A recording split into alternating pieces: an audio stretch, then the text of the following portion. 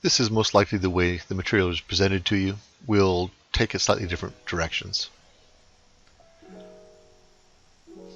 Z is a function of x and y, and we want to look at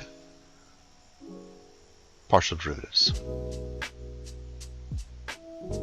Have x vary, y is held fixed. Lift that onto the surface. This gives us a calc3 situation.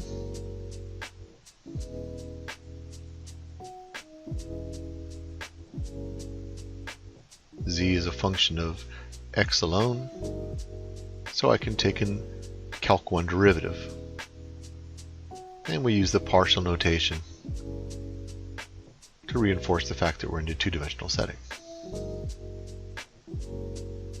And I do the same for the other direction. Hold x fixed, let y vary, lift those points onto the surface. Putting those two axes against each other, it's a calc3 situation. Z is a function of y alone. And I take the calc3 derivative.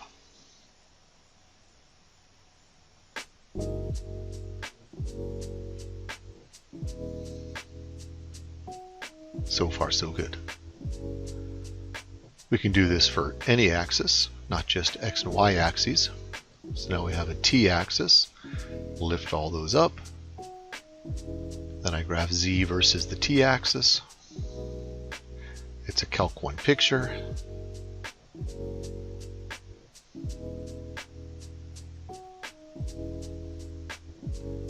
And I can take the t derivative to get the slope.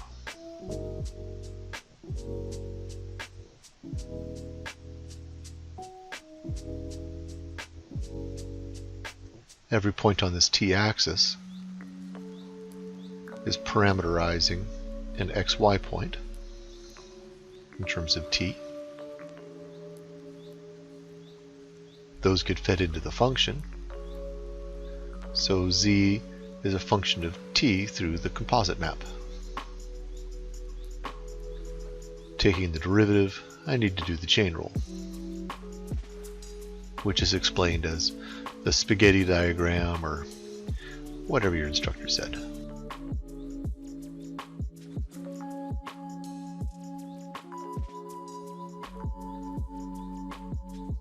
Which we can then write in vector form.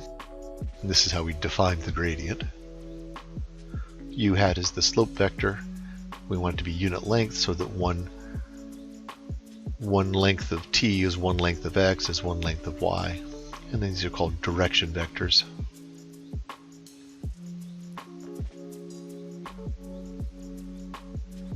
But if I can do it for the t direction, I can do the same thing for the x and y direction.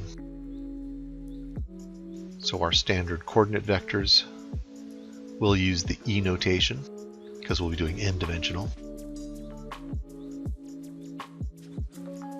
So every point is parameterized by x, and it's the same as we just did with the t. And I want to look at tangent vectors instead of just slopes. Move everything into the vector format.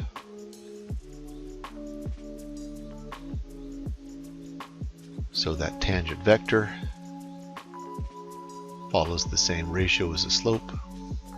1 unit over, slope units up.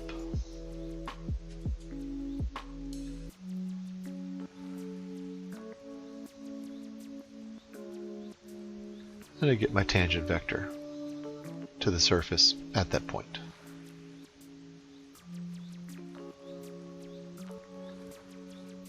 Do the exact same thing in the y direction.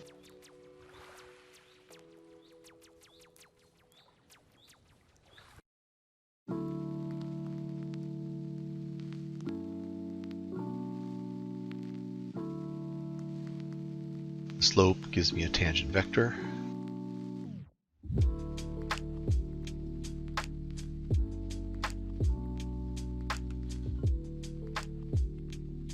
A point and two vectors make a plane. They're tangent vectors. That's the tangent plane.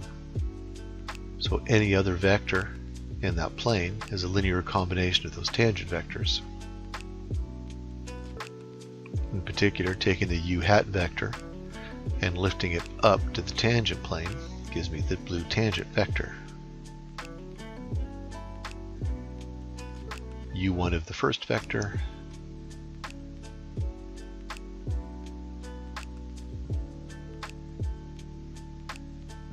and u2 of the second vector.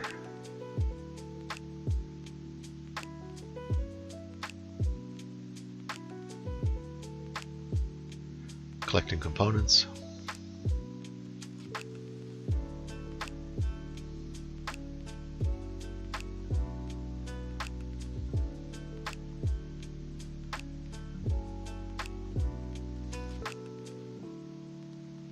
And there's our chain rule again.